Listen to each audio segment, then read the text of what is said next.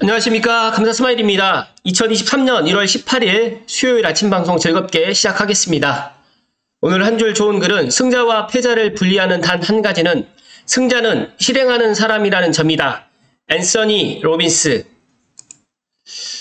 감사스마일이 머랜딩의 재테크 외환이 블로그 포스팅을 토대로 지난번에 1편에 이어서 오늘 2편을 이야기할 수 있도록 하겠습니다. 2023년 핵심 추진과제 2편은 대출, 규제 완화, 주거 편입니다.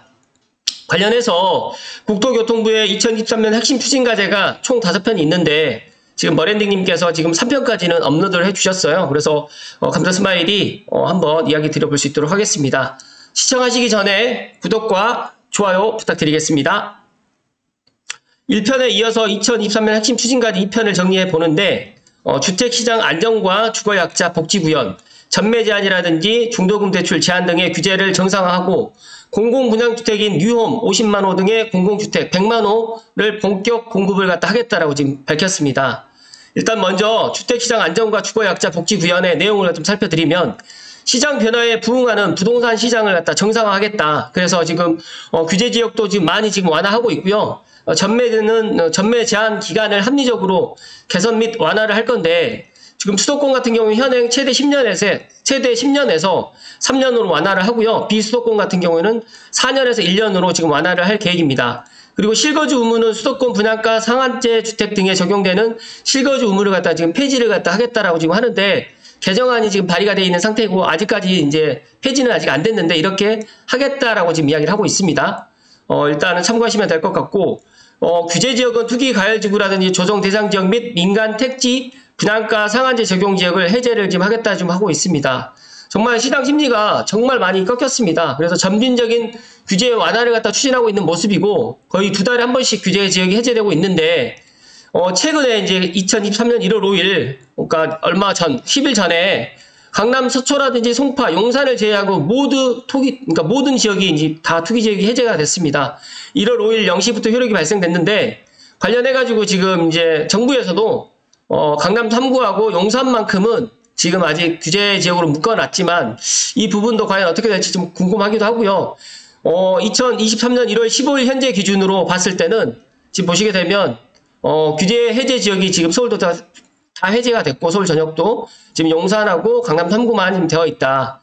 경제 디플레이션에 직면할 정도로 다다르게 되면 이제 강남 3구 플러스 용산도 규제 완화 움직임이 있을 것으로 생각하고 있고 부동산 규제를 모두 풀었을 때 투기와 같은 문제에 직면할 테지만 이제 경제 상황이 불확실한 상황이고 또 최악의 경우 디플레이션도 오기 때문에 이런 부분에 있어서 정부에서도 이제 선제적으로 지금 이렇게 하는 것 같다라고 보시면 될 것 같고 전매 제한은 앞서서 말씀드렸던 것처럼 말씀드렸기 때문에 넘어갈 수 있도록 하겠습니다. 전매 제한이라든지 실거주 의무 상황이 길었다 보니까 이제 매수를 망설이게 되는 많은 요인이 있었는데 특히 실거주 의무의 조건은 다주택자들의 투자 유인을 떨어뜨렸고 분양권 거래 위축을 낳았습니다. 그래서 위 사항을 폐지함으로써 다주택자들도 움직일 수 있도록 규제를 풀어주는 방향으로 해석된다라고 하지만 감사스마일 생각했을 때는 지금 같은 이런 상황에 다주택자들이 과연 매수를 할지 그것도 이제 저는 이제 물음표입니다. 그래서 이 부분도 이제 경기 상황이라든지 금리 상황을 보고 또 심리가 또 어떻게 또 바뀔지 한번 지켜봐야 될 것 같습니다. 중도금 대출도 이제 허그에서 보증 분양가 기준 12억 원을 폐지했고 분양가에 관계없이 중도금 대출을 보증을 해주기로 했다라고 하다 보니까 이 부분에 있어서 이제 고분양가 아파트들도 대출을 받을 수가 있게 됐고 둔촌 주공 문제 같은 경우에도 다행히 해결되었기 때문에 이제 앞으로 향후에 제2의 둔촌 주공 문제가 재발하지는 않겠구나라는 생각을 지금 했습니다. 특별공급 같은 경우에는 특별공급의 배정 분양가 상한 기준이 또 폐지가 됐고 분양가와 관계없이 모든 주택에서 특별공급이 지금 허용되고 있습니다. 이런 부분에 있어서 이제 청약 제도가 이제 합리화적으로 좀 바뀌어져 가고 있는데 이제 청약 제도가 이제 청약 당첨된 1주택자에게 부과되는 기존 주택 처분 의무가 폐지되어 있지만 무순위 청약도 이제 유주택자도 신청이 허용되기 때문에 이 부분에 있어서 2월달부터 이제 어떻게 시장에서 이제 이런 청약 열기가 또 지속이 될지 아니면 또 과거처럼 그러니까 전년도처럼 이렇게 청약이 또 그렇게까지 흥행이 되지 않을지 이런 것들도 한번 지켜봐야 될 것 같습니다.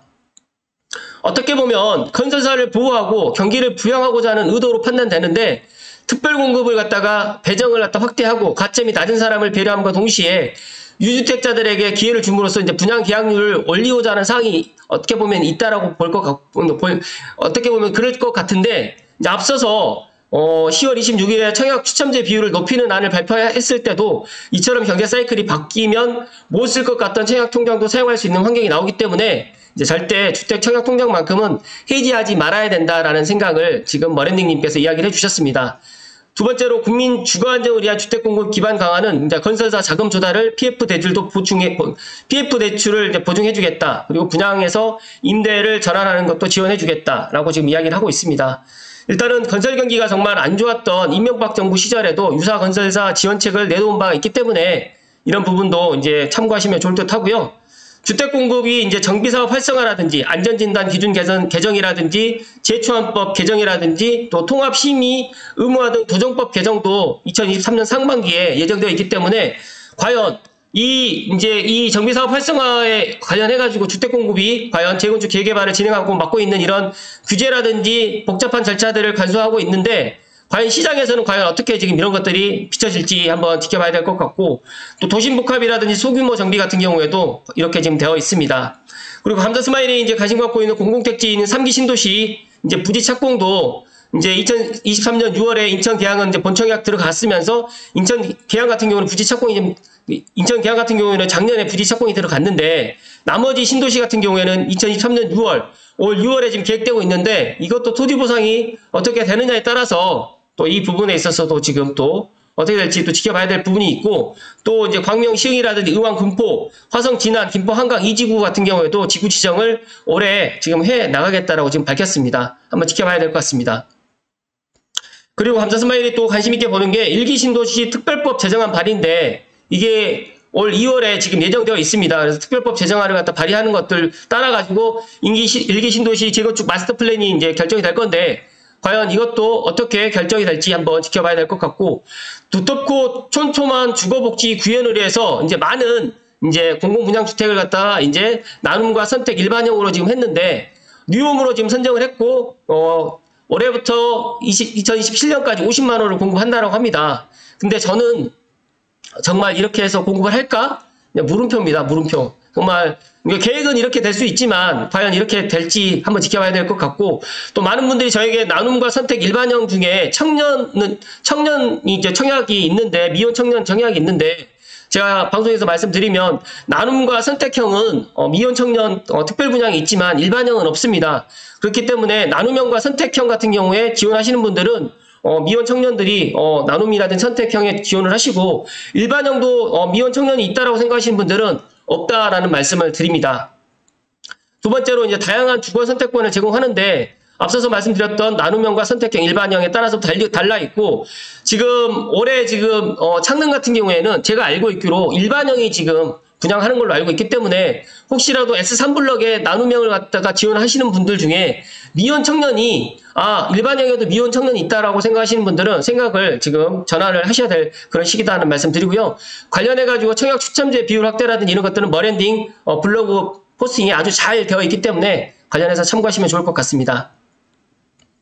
임대아파트에 대한 인식이 그리 좋지 못한데 이를 개선하고자 하는 내용도 많이 담겨져 있다라는 말씀 드리고요. 또 세입자 및 서민 취약 차주, 전세 사기 관련해가지고 최근에 많이 이슈가 되어 있는데 이런 전세 사기 부분도 많이 해소될 수 있도록 그렇게까지 이제 정부에서도 신경을 쓰고 있고, 특히 이제 대책 내용은 많은데 아쉬운 점은 결국에 임차인, 세입자가 알고 스스로 챙겨야 한다는 점입니다. 그래서 감자스마일도 부동산 지식이 있어도 전세 사기를 당한 일수인데 피해 대상 거의 대부분이 불인이가 많다. 그렇기 때문에 부동산 공부를 계속 해야 되고, 전세를 살고 임차를 살더라도 부동산 공부는 끊임없이 부지런히 해야 된다는 이야기를 하고 있습니다. 그리고 절대 하면 안 되는 투자, 신축 빌라라든지 전세 사기 피하는 전세 계약 체크리스트 같은 경우도 그러니까 머랜딩님의 블로그에 너무너무 자세히 나와 있기 때문에 제가 링크를 걸어 드릴 테니까 제 방송 보시고 꼭 한번 들어가셔가지고 보시기를 추천을 드리고요. 민간 등록 임대 같은 경우도 민의법 개정안이 조속 발의가 돼서 아파트 장기 임대를 갖다 등록을 허용할 수 있는 이런 대책도 지금 나오는데, 과연 이게 이제 민간 임대 사업자 부활했을 때 이제 많은 다주택자들이 민간 임대 사업자를 갖다가 들어가려고 생각을 하다가도 이게 또 전 정부처럼 또 했다가 다시 또 없던 걸로 할 것 같으니까 이런 것들이 불안하기 때문에 앞으로 정부에서 이런 했던 정책들은 좀 신뢰가 갈 수 있도록 정부에서도 뒤집는 정책을 갖다 하지 않았으면 하는 게 개인적인 바람이고, 그런 것들도 법안에 좀 담겨져 있어야지 이제 아파트 장기 임대 등록을 갖다가 하려고 하셨던 분들이 전에 전 정부에서 이런 거 했던 건데 다음 정부에서 이걸 갖다 또 폐지를 해버리게 되면 그 피해는 오로지 그 민간 임대사업자 등록했던 분들에게 돌아가기 때문에 이런 것들도 그런 보완책이 있어야 되지 않을까, 저는 그렇게 생각합니다. 그리고 또 계약 갱신 청구권이라든지 전월세 상한제 부작용이 곳곳에서 발생하고 있기 때문에 보완이 필요한 상황이다. 그러니까 시장 원리에 부합하면서 투명하게 부동산 시장을 갖다 조성해 나가야 되는데, 이런 것들도 부동산 공시가격 같은 경우도 지금 다시 개선 방안을 지금 마련한다고 하고 있고요. 어쨌든 간에 2020년도, 2021년도에 부동산 시장이 너무 비정상적으로 상승했었고, 그러다 보니까 또 내 집 마련을 하기 위해서 또 많은 분들이 부동산에 관심을 갖게 되고, 특히 20, 30대 분들이 너무너무 부동산에 관심을 많이 갖고 있는데, 제가 안타까운 거는 부동산에 관심만 있지 부동산 공부를 하지 않는다는 거죠. 그렇기 때문에 너무너무 가슴이 아프다라는 말씀 드리고요. 잠시만요.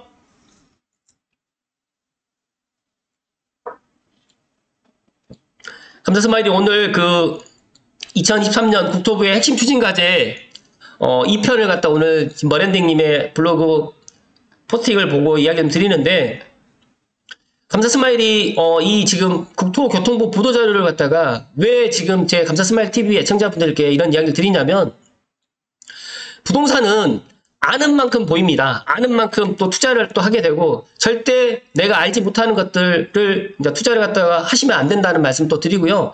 또 이제 시장 변화에 부응할 수 있도록 그런 부동산 시장이 이제 앞으로 이제 펼쳐져 나가야 되는데, 지금까지의 그런 부동산 시장은 제가 생각했을 때 좀 비정상적이었던 그런 시장이었습니다. 왜냐면 내가 4억에 분양을 받았는데 이게 10억이 된다는 게 비정상적인 거잖아요. 그런데 지금까지는 그런 것들이 그냥 그렇게 됐었고, 세금 부분이라든지 취득세라든지 양도세라든지 뭐 종부세라든지 재산세라든지 이런 세금들도 어마어마하게 지금 부과되는데도 그냥 그러느니 하고 넘어갔습니다. 그런데 이게 잘못됐고, 지금처럼 또 역전세난이라든지 또 아무도 집을 안 사는 또 이런 시기가 정말 공교롭게도 10년 전에 이런 일이 있었거든요. 그러다 보니까 또 이제 어떻게 보면 뭐 사이클이 또 10년에 한 번씩 또 온다라는 이런 이야기도 있지만, 제가 생각했을 때는 그게 아니라 부동산을 갖다 잘 알지 못하기 때문에 이런 것들이 계속적으로 반복돼서 일어나고 있고, 또 부동산은 정치적인 것과 너무 뗄 수가 없기 때문에 이런 정치적으로 또 부동산을 또 이용하는 그런 여러 가지의 사례들이 많이 있습니다. 그렇기 때문에 어떻게 보면 주택시장 안정을 또 구해야 되고, 또 주거 약자라든지 돈이 없으신 분들이 어떻게 보면 가장 피해를 많이 본다라는 말씀을 오늘 드리면서, 제발 감사스마일TV를 애청하시는 분들만이라도 이런 국토교통부의 보도자료라든지 아니면 또 이제 유튜브라든지 아니면 책이라든지 아니면 신문이라든지 이런 것들을 꾸준하게 보면서, 내가 준비해야 될 게 무엇이 있고, 또 내가 공공분양주택을 갖다 준비해야 되는데 뉴홈이라고 좀 바뀌었는데, 그렇다고 하면 선택형과 나눔형의 차이가 뭐가 있고 일반형의 차이가 뭐가 있는지도 본인이 그걸 알아야 됩니다. 그걸 아는 상태에서 내가 내 집 마련을 갖다가 나눔형으로 할지 뭐 일반형으로 할지 아니면 선택형으로 할지도 그게 선택이 되는 거거든요. 뭐 제가 감사스마일 TV 애청자분들께 제가 집장만을 갖다가 해드릴 수는 없습니다.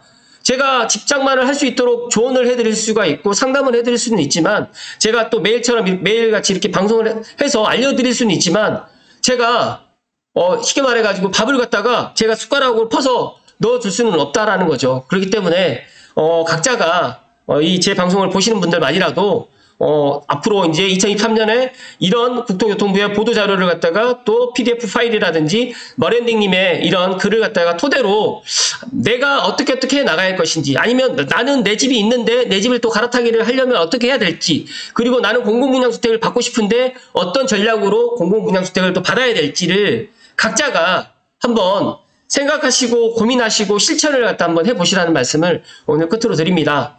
아무튼 저는 내 집 마련은 정말 필수다라는 말씀을 계속해서 이야기를 드리고요.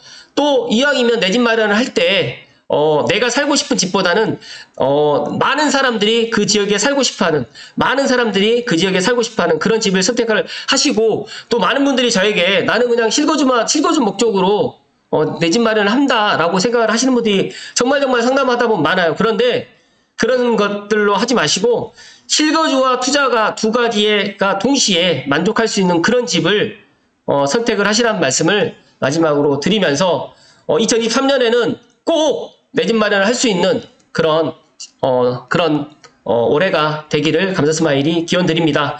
감사스마일 TV를 애청하신 분들만이라도 꼭 주거 약자가 아니라 주거 보통 아니면 주거의 강자가 될 수 있도록, 주택시장의 강자가 될 수 있도록 그런 분들이 감사스마일 TV 애청을 갖다 많이 해주시기를 기원드리고요.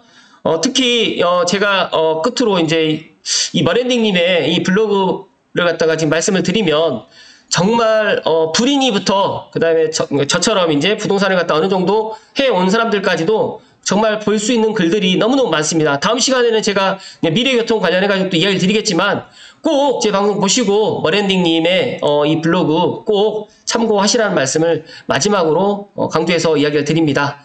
오늘도 감사스마일 TV 애청자 끝까지 시청해주신 모든 분들께 진심으로 감사드립니다. 고맙습니다.